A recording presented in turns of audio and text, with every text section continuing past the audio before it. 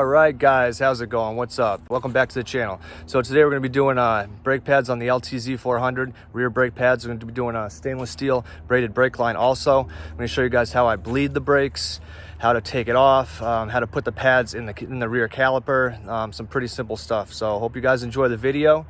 Please do me a favor, like and subscribe, comment, share, whatever. All right, guys, so today these are the products I'm going to be installing on the quad, the Ltz400. So EBC brake pads. America, I always use EBC, whether it's my street bike, dirt, street or dirt. I always use EBC. I like quality, especially in my brakes.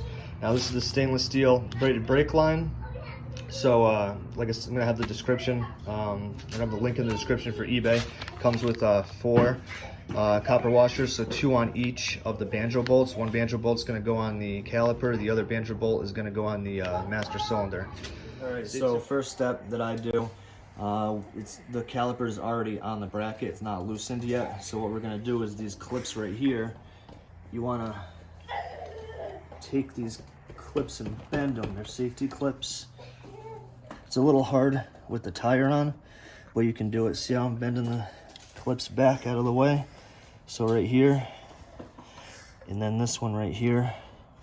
So there should be 2 clips, one here and one here, so sides and then tops. Now once that's done, you can loosen these while it's already still on the, well, the caliper's still bolted on the bracket.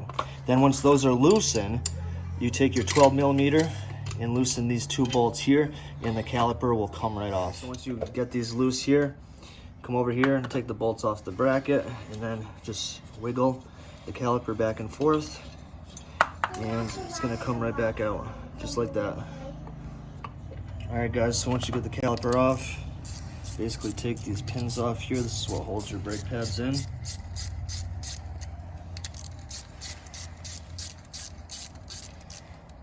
So once they're finger tight, just take them out, and it's going to be a little rod with threads, and your pads are going to fall right out. Pads come out just like this. Now, make sure you take the reservoir cap off, and then you're going to take a C-clamp and compress this caliper in. Now, make sure you have this plastic piece here. I've seen some vehicles that don't have this plastic cap, but make sure you have that cap on yours. All right, so the reservoir is underneath your seat. Just take the cap off.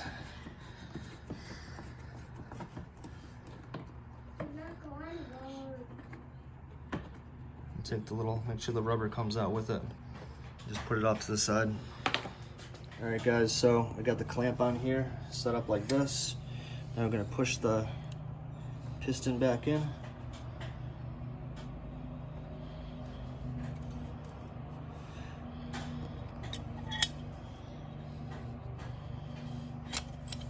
So what I'm actually gonna do, guys, is I'm gonna take a brake pad and put it like this.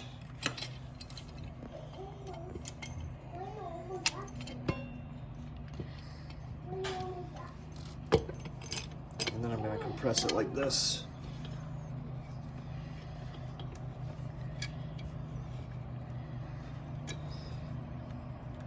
Until it's flush. And you can take it back out. Take the pad out. All right, got it. All right, guys, so put your brake pads in like this. Remember, the inner one closest to the piston goes this way, and the one furthest from the piston right here goes this way. So I'll put that one in a second. So now take these and just grease them. Put some grease in it. Now you can put this one.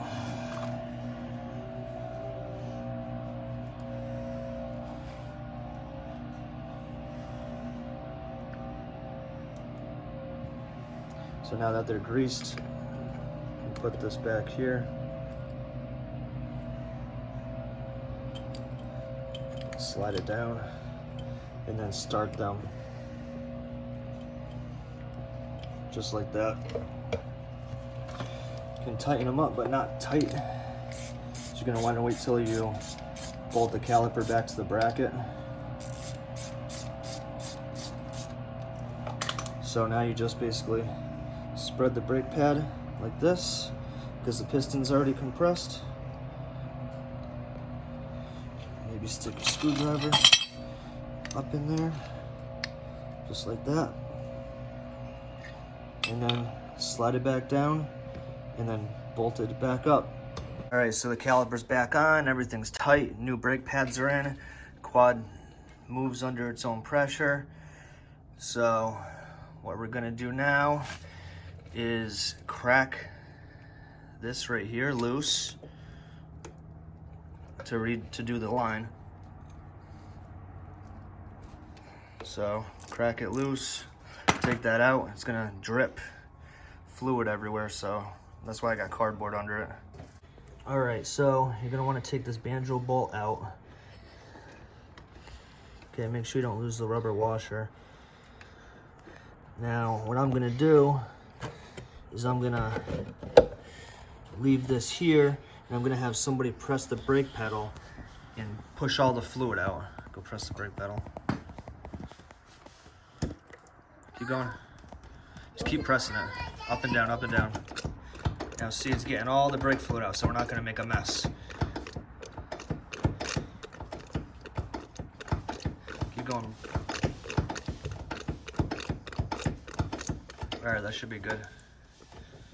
All right, guys, so what's gonna happen is I'm gonna take the new brake line with the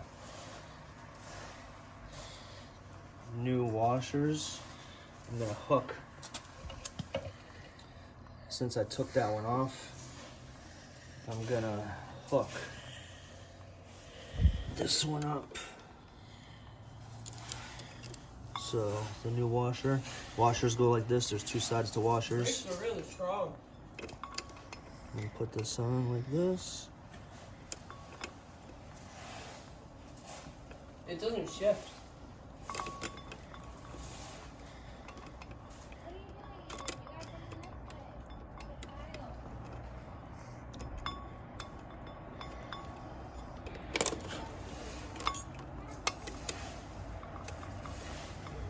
I broke one of those banjo bolts before.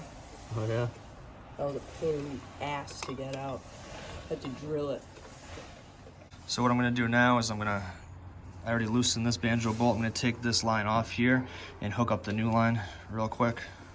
So basically what I do is I have the 8mm, and I always break the bleeder free first.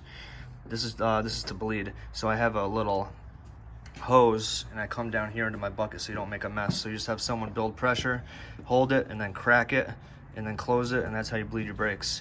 But other than that, guys, I got this all tight. Make sure these are tight. Do not break the banjo bolt off, because it will be a nightmare. So don't go too tight, but just go tight enough to crush your upper and lower copper washers. And that's it.